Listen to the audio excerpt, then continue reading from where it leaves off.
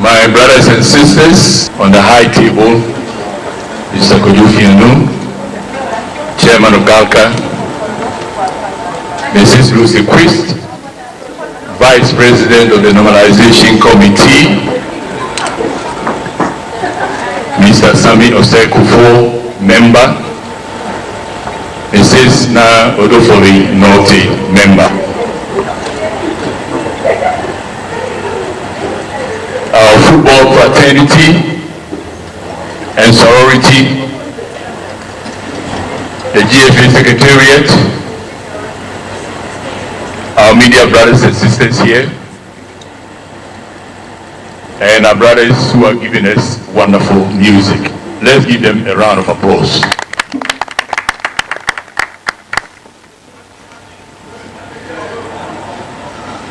I wish I could stand, but because of the television reception, I have to sit. I hope you forgive me. On behalf of the Normalization Committee of the Ghana Football Association and the entire football fraternity, I welcome you all to the headquarters of the Ghana Football Association for this epoch-making event. Tonight's colorful ceremony is indeed a refreshing moment for all stakeholders of Ghana football, as this event ushers in the return of official club activities after nearly a 10-month depressing hiatus following the infamous number 12 documentary on corruption in Ghana football. The immediate aftermath of number 12 had a debilitating effect on Ghana football, leading to a near collapse of Ghana football, but for the timely intervention of His Excellency Nana Addo Dankwa Akufo-Addo, the President of the Republic. As we are all aware, the President collaborated effectively with FIFA, resulting in the birth of the FIFA liaison team, and subsequently the Normalization Committee, which has been given the mandate to come up with a clear roadmap to resuscitate Ghana football after the number 12. Since our inauguration in September 2018, we have remained committed to our mandate, and after our series of engagements with football stakeholders, we have discovered the mounting challenges facing Ghana football. However, these challenges are surmountable, and the huge potential of the future of Ghana football is what spurs us on to remain committed. Following the extension of our mandate by FIFA for another 6 months, our resolve to bequeath to the Ghana football an effective redemption roadmap is higher than ever.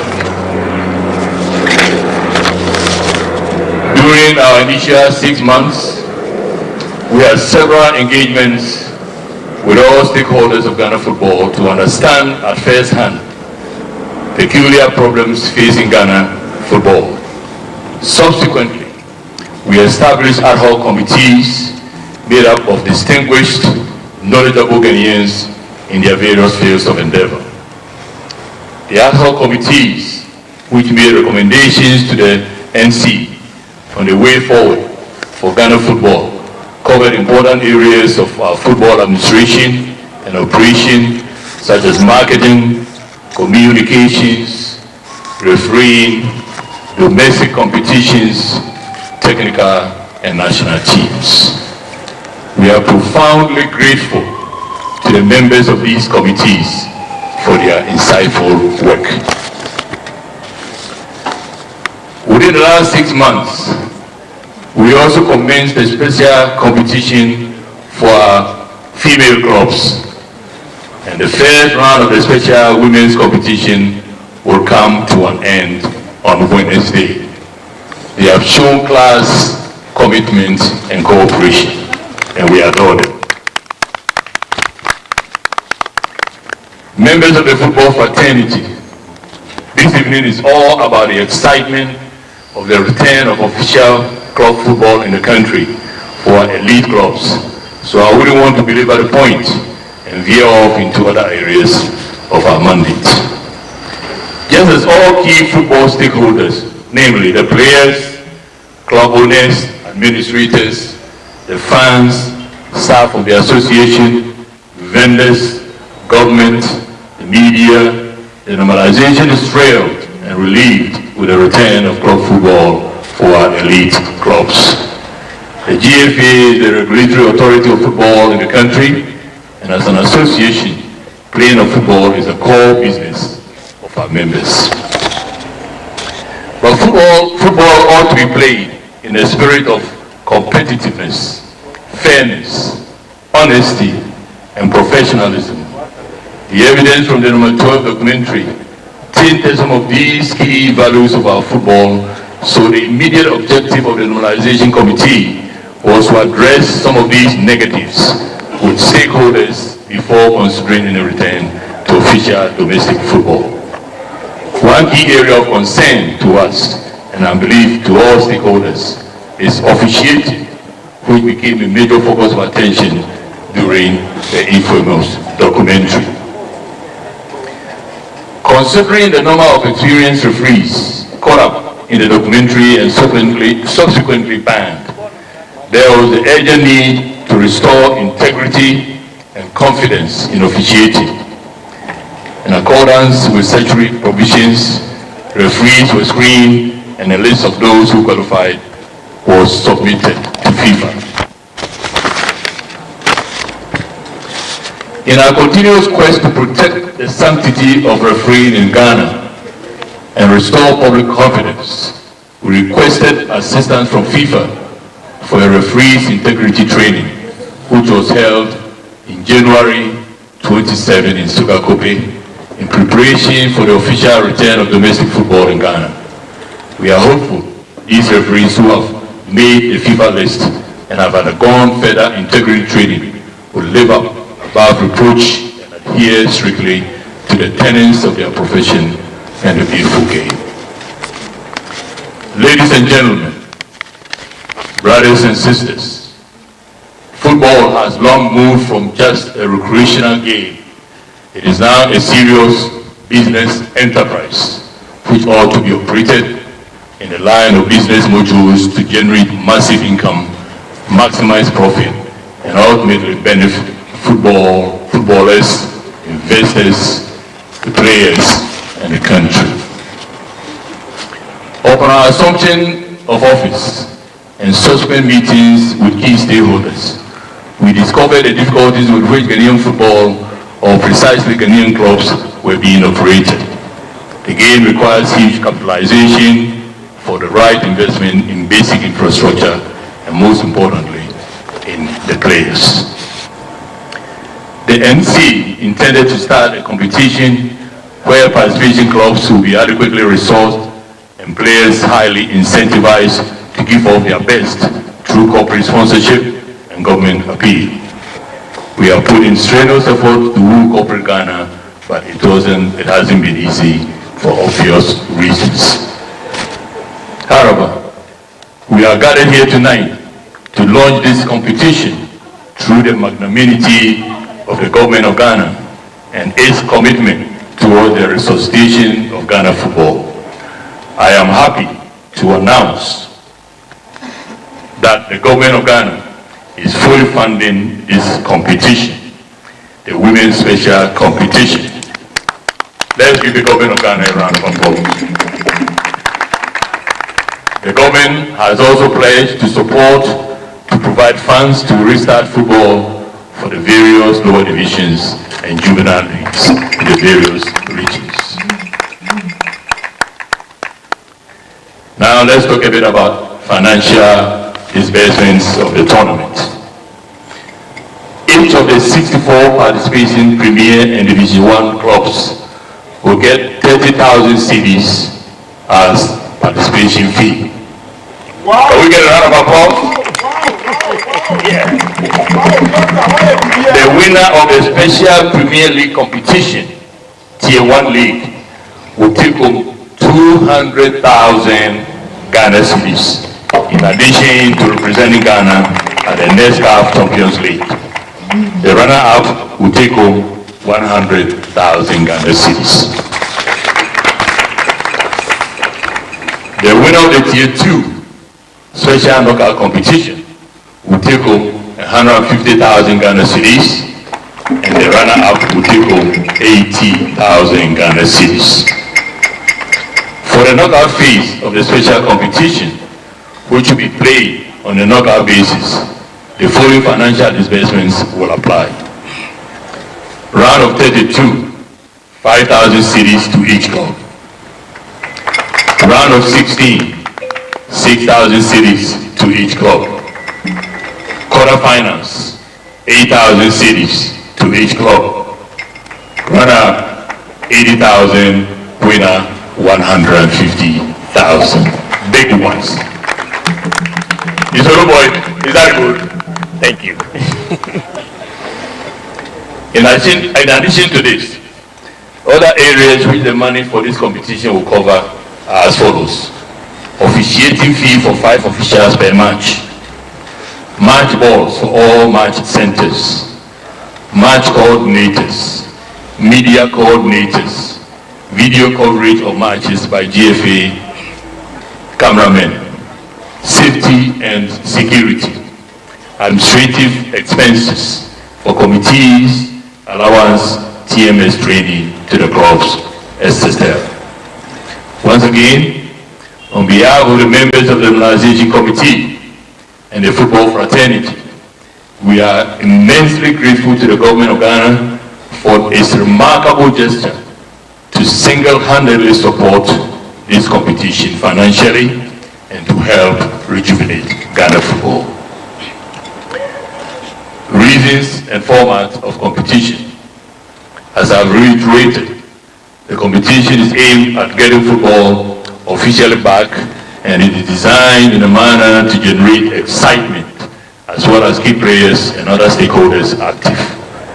An official of the GFA is able to take us through the format of the competition, and we'll soon see how our top-tier clubs and their counterparts in Division 1 League will join hands for this unique blend of league and knockout competition.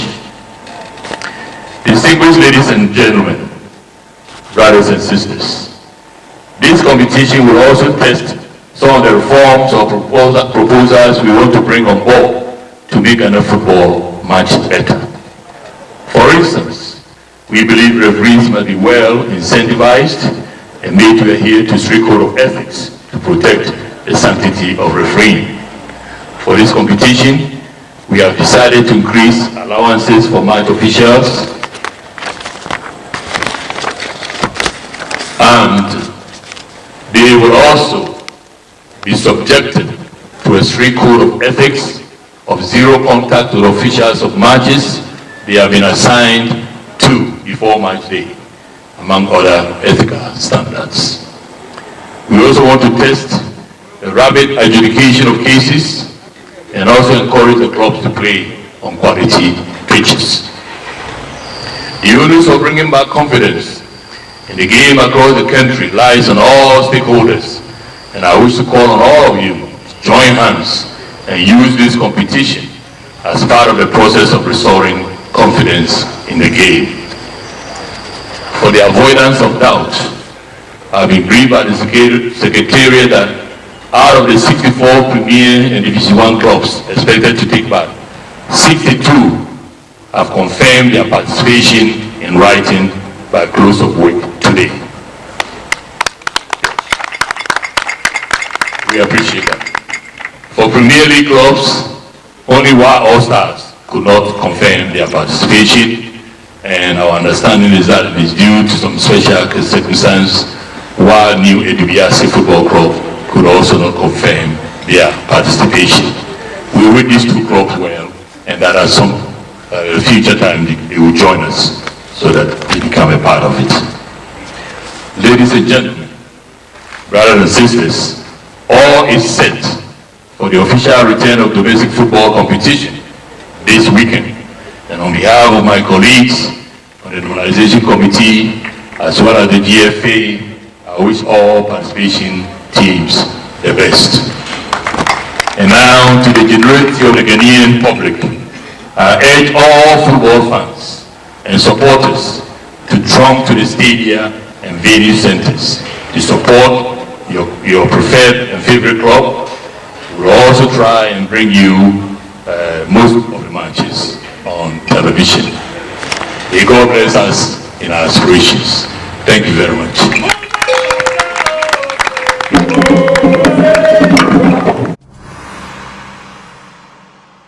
Sector for Premier, Kerala United, Mina Sharks, Ekusuan Dwarfs, Liberty Professionals, House of Folk, Inter Allies, Dreams, and Wafa. So for the Premier teams, we have 15 teams that confirm their participation. Go to Division 1s. For Division 1, Zone 1A, we have World Tamale United, Tamale City, Steadfast FC, Bewa FC, Pada Crocodile, Wasunta, Kintampo FC, Techiman City. For Zone 1B, we have Young Apostles, Near Salamina, Brekum Arsenals, Ofapakano, BA United, Unity FC, Nkwanza Warriors, and Isiatabine FC. For Zone 2A, we have Gold Stars, Achekin, Asopa Deportivo, BYF Academy, King Faisal, Pacific Youth, FC Samatex. For Zone 2A, we have 7 clubs. Zone 2B, Sekendi Azakes, Unistar FC, Star Madrid, Inzima Protocol, Vipers, Proud United, Sky FC, and Radio All Blacks. For Zone 3A, we have Heart of Lions, Abozumi Weavers, and Kuti United, Crystal Palace, Tema Youth, Amidaus FC, Dambot FC, and Accra Lions. For Zone 3B, that's the concluding zone, we have Ochiman Planets, Kutuku Royals, Vision FC, FC Nania, Accra Young Wise, Great Olympics, Sporting Marine, and Mighty Jets. So from the list, you realize for Division 1, out of the 48 clubs, 47 confirmed their participation. Thank you. Thank you very much. It's going to be played by the Premier League clubs. We all know we have 16 Premier League clubs, but then unfortunately, one hasn't confirmed participation yet. If one All-Stars does, it means we are going to have 2 groups of 8. That's the Northern Zone and the Southern Zone. Looking at proximity, we grouped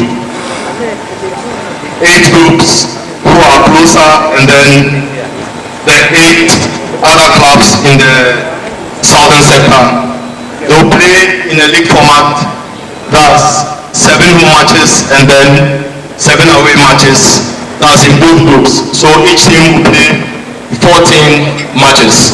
That is if all the 16 teams participate. But if you do not, then it means group A, all the clubs, that's the 7 clubs who will play 14 matches rather. And then in group B, which all the clubs have confirmed participation, they will play, sorry, group A, that means if one Stars doesn't play, they'll play 12 matches. And then in group B, which is 8 clubs, they will play at least 14 matches. And then after the 14 matches, the first 2 teams that will top the log, that's the league table, the champion and then the runner-up will move to the next stage, that's semi-final, and then the champion and the runner-up in group B will also move to the next stage. That will be another semi-finals. So we'll play 2 semi-finals after the group stages, and then the winners there will progress to the final. Then the champion from the final match will qualify for the CAF Champions League. And then when we go to the Third 2 League, it's quite bulky because we have all the 64 clubs participating. They will also be grouped into group A and B, like it's done for the Premier League clubs at the last two, the bottom. And then we already know that in Ghana we have 3 zones. And each zone, that's the Division 1, each zone comprises of 16 clubs. So they will also be grouped into Group A and Group B, taking into consideration proximity. For Zone 1, so we have 8 teams in the first box, 8 teams in the second, that's Zone 1A and B. And then you come to Zone 2, the same thing happens there, Zone 2A and B. Zone 3, we have 3A and B, all comprising of 8 clubs each. We also play 7 matches, home and away, that's 14 matches like the Premier Leagues did earlier. Then from there, this time we don't choose 2 clubs, but then we pick the first 4 from each zone or group. So, like it's rightly displayed there, Zone 1A, we have the first 4 clubs, considering the log after the final group matches.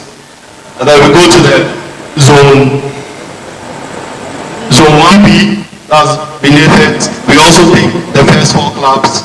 We do so for we do same for Zone 2A and 2B, Zone 3A and 3B. And then the Premier League clubs, we go back to them and then we take the first 4, that's from Premier A and Premier B. So we'll have 32 clubs in all. They'll play a knockout. Now we've entered the knockout stage. We'll ballot for the 32 teams and then they'll play a one-off knockout. From there we'll have 16 teams left. They'll qualify to the next knockout stage. We'll ballot again. They'll play a one-off match. Then we'll have 8 teams who will progress to the quarterfinals. Then from the quarterfinals, they play. Then the 4 teams that will qualify, that will win their matches, one-off, will go to the semi-finals. And then the 4 teams will also play 2-2 semi-finals. Those who win will progress to the finals. And then in the final competition, the winner will qualify for the CAF Confederations Cup. So this is the format. We already have the fixtures done, but due to time, we've informed the clubs already, and then for the media, we've decided to put it on the GFA website, and then obviously we'll circulate it to your emails. So these are the 2 formats that we have for the special competition. Thank you very much. We appreciate your presence. Thank you. Special competition, the representation of the logo, the 6 arc in red, yellow and green colors in logo are revolving, symbolizes revolution in Ghana football. And the red symbolizes protection and guidance. Yellow symbolizes loyalty and success. Green symbolizes renewal and growth. White symbolizes purity and peace. Can you relate? Can we relate? Yeah. Please, can we relate? Okay, let me go to it. The representation of the logo. The 6 arc in red, yellow and green colors in logo are revolving, symbolizes revolution in Ghana football. The red symbolizes protection and guidance. Yellow symbolizes loyalty and success. Green symbolizes renewal and growth. And white symbolizes purity and peace. I hope you can relate now. Yeah. You still can't relate. Alright, so that's your logo for the Ghana Football Association Normalization Committee Special Competition. A round of applause, please.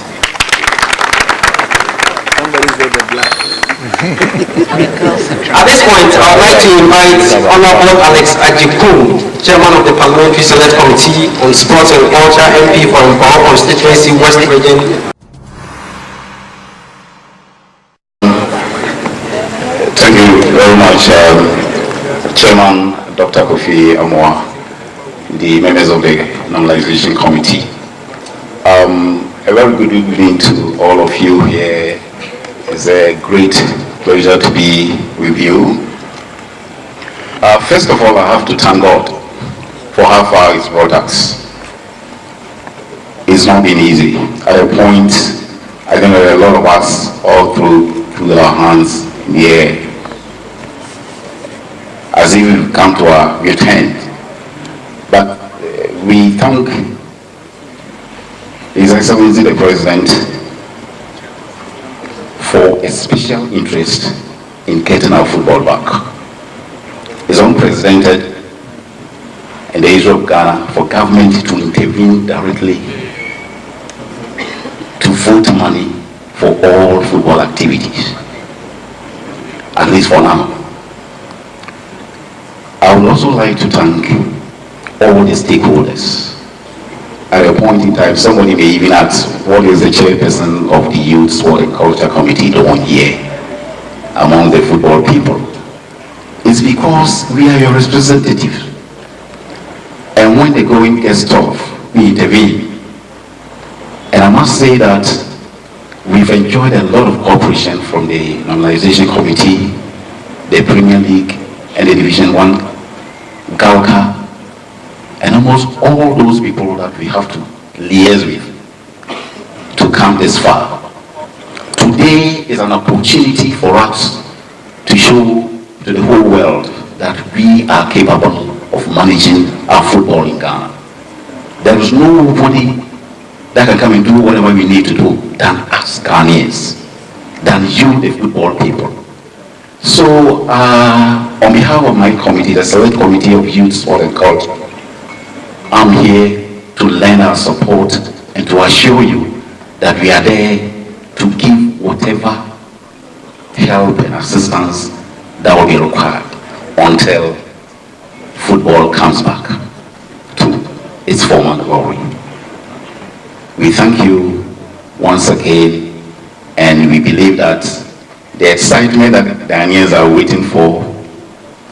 Yesterday, you were in the stadium, you saw the kind of enthusiasm and the euphoria that emanated from the people.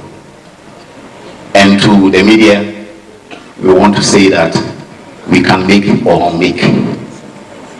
There isn't excellent situation in every situation, anywhere. Wherever it takes, the way we will present issues will go a long way to either make or unmake football.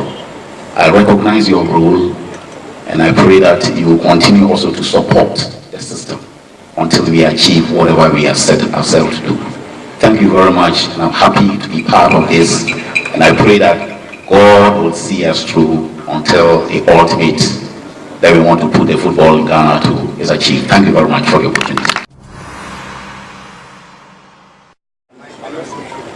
Ladies and gentlemen, brothers and sisters, I think we've all been waiting for today, and the day has come for us to do the ceremony and launch this great tournament that I believe will spell a historic moment for revival and strengthening of Ghana football. On behalf of the Normalization Committee of the GFA, the Secretariat, on behalf of the Ministry of Youth and Sports, on behalf of the Parliamentary Select Committee on Youth, Culture and Sports, and on behalf of the President of the Republic of Ghana, I pronounce this competition duly launched.